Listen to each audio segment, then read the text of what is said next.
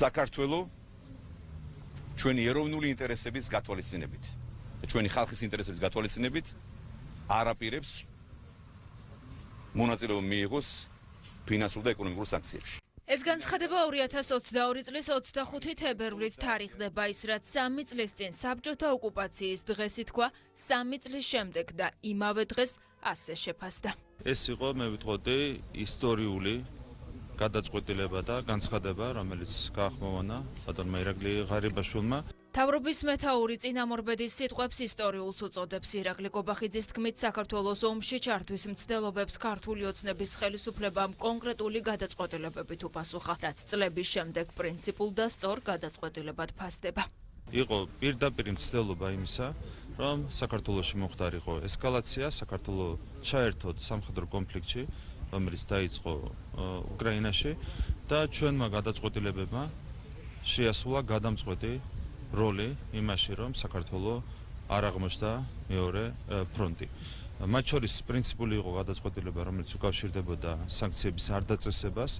ეს ნიშნავდა ერთი მხრივ ესკალაციას, რაც უნდოდა ჩვენი ქვეყნის არაგეთილ მოსურნეებს, მეორე მხრივ ეს ნიშნავდა ჩვენი ქვეყნის ეკონომიკის ჩამოშლას. 104 წლის წინ ამ ადგილზე დასრულდა საქართველოს დამოუკიდებლობა, 3 წლის წინ ამ ადგილზე გადარჩა საქართველოს დამოუკიდებლობა. ჩვენ 3 წლის წინ გადავრჩით ახალ ომს, ჩვენ 3 წლის წინ გადავრჩით ჩვენი სუვერენიტეტის და დამოუკიდებლობის ხელყოფას. აქედან გვიბიძგებდნენ 21 საუკუნის ორჯონიკი ძეები, რომლებიც 3 წლის წინ ზუსტად ამ დღეებში ითხოვდნენ საქართველოს ხელისუფლებისგან ესკალაციას, სანქციების დაწესებას და მოხალისე მებრძოლების გაგზავნას, ანუ საქართველოსგან ითხოვდნენ ომში შესვლა. საქართველომ რუსეთს პერსონალური სანქციები არ დაუწესა და არც მოხალისეები გააგზავნა უკრაინაში. ეს ხელისუფლების პრინციპული პოზიცია იყო, რის გამოც ოპონენტები ხშირად და მწვავედ აკრიტიკებდნენ, თუმცა 3 წლის შემდეგ საკუთარ მოთხოვნებს უარყოფენ. რუსეთისთვის სანქციების დრო მაშინ როცა ვთქვით უარი,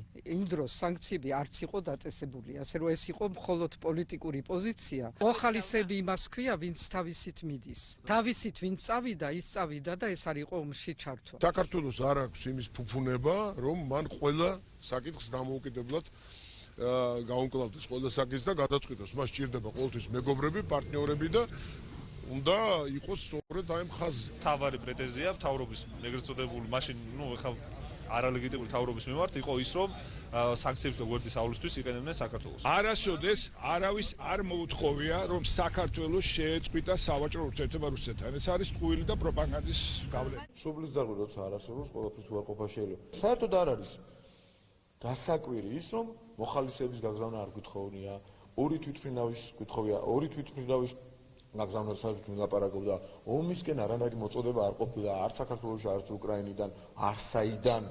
ამას ილაპარაკებენ, მაგრამ ჩვენ ხო ფაქტები გვაქვს. ამოკა მდინარაძე ოპოზიციას მორიგ ტყუილში ამხელს და საკუთარ განცხადებებს ახსენებს. ქართული ოცვის გადაწყვეტილებებს კი ქვეყნის გადარჩენის ერთადერთ უალტერნატივო გზად აფასებს. მართველი გუნდის განცხადებით, რომ არა ქართული ოცნების პრაგმატული და მშვიდობაზე ორიენტირებული პოლიტიკა ქვეყანა ომს, ქვეყნის ეკონომიკა კი ჩამოშლას ვერ გადაურჩებოდა.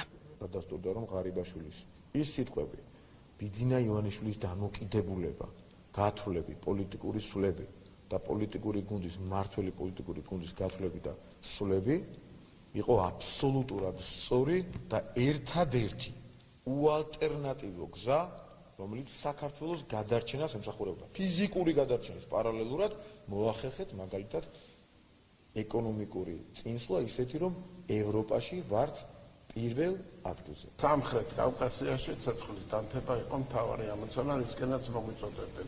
თავად ეკონომიკური სანქციების თემა, რასაკვირველეს მიზეზი იყო, მათ შორის იმისათვის, როცა საქართველოს ხელისუფლება დაედანაშაულებინათ პრორუსულ განწყობაში. 3 წლის წინ საქართველო რეალურად იდგა კითხვის ნიშნის ქვეშ, უნდა ამ ქვეყანაში დაწყებულიყო ომი თუ არ დაწყებულიყო, უნდა ყოფილიყო მშვიდობა თუ არ უნდა ყოფილიყო მშვიდობა. თავარი ამოსავალი წერტილი საქართველოს ხელისუფლებისთვის იყო ის, რომ ქვეყანაში შენარჩუნებულიყო მშვიდობა და სწორედ ამ გადმოსახედიდან მიიღო ყველა ის გადაწყვეტილება, რაც ეხებოდა სანქციების დაწესებას, რაც ეხებოდა ხმელეთის თუ ჰაერის ჩაკეტვას, მებრძოლი მოხალისეების გაგზავნას და ასე შემდეგ. 3 წლის წინ საქართველოში ისიც ითქვა, რომ უკრაინას ომის თავიდან არიდება შეეძლო, თუმცა მსოფლიო რომ ეს 3 წლის შემდეგ დაიჯერა. მას შემდეგ რაც საკუთარი პოზიცია ღიად და პირდაპირ ამერიკის შეერთებულმა შტატებმა დააფიქსირა.